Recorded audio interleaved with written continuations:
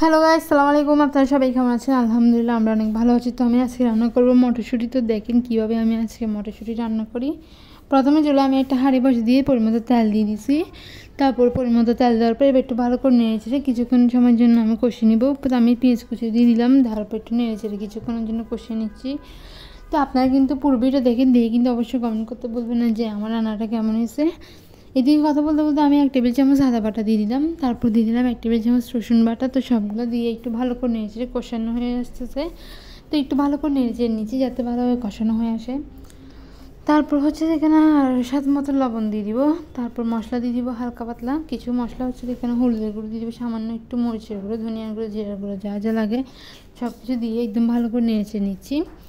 তো অল্প পরিমাণে পানি দিয়ে যাতেগুলো পুড়ে আসে সামান্য একটু পানি দিব। তারপর কাঁচামরিচ দিয়ে দিয়েছি 5-6টা মতো, দিয়ে একটু ভালো করে নেড়েছিলাম, মশলাগুলো একটু কষিয়ে নিচ্ছি। এদিকে আমি দিয়ে দিলাম হচ্ছে টমেটো কুচি দেওয়ার পর একটু ভালো করে নেড়েচেড়ে নিচ্ছি। তো দেখতেছেন টমেটো কুচি দিয়ে একদম ভালো করে নেড়েচেড়ে নিচ্ছি। এবার হচ্ছে ভালো করে নেড়েচেড়ে নেওয়ার পর দেখতেছেন এগুলো একদম ভালোভাবে কষানো হয়ে আসছে। এবার আমি ছোলাগুলো দিয়ে দিব। তো ছোলাগুলো হচ্ছে আমি আগে থেকে পরিষ্কার করে একদম ধুয়ে কিছুক্ষণ সিদ্ধ করে রাখছি, তারপর আলুগুলোও সিদ্ধ করে রাখছি। তারপর আমি সবগুলো দিয়ে দিলাম। দেওয়ার পর এবার মশলার সাথে আমি আলুগুলোর সাথে মিক্স করে নিচ্ছি।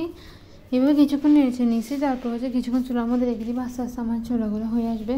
এবার হচ্ছে আমি এখানে ধনিয়া পাতা কুচি দিয়ে একটু ভালো করে নেড়েচেড়ে নিচ্ছি। তো দেখতেছেন একদম ভালো করে নেড়েচেড়ে নেওয়ার পর তো এদিকে দেখতে দেখতে আমার রান্না কমপ্লিট হয়ে আসছে। তো দেখতেছেন এবার কমপ্লিট যখন হয়ে আসছে আমার ভিডিও হচ্ছে এই পর্যন্ত। সবাই পুরো ভিডিও দেখবেন, কেমন হচ্ছে অবশ্যই কমেন্ট করে জানাবেন। সবাই ভালো থাকবেন, সুস্থ থাকবেন। আল্লাহ হাফেজ, টাটা, বাই বাই।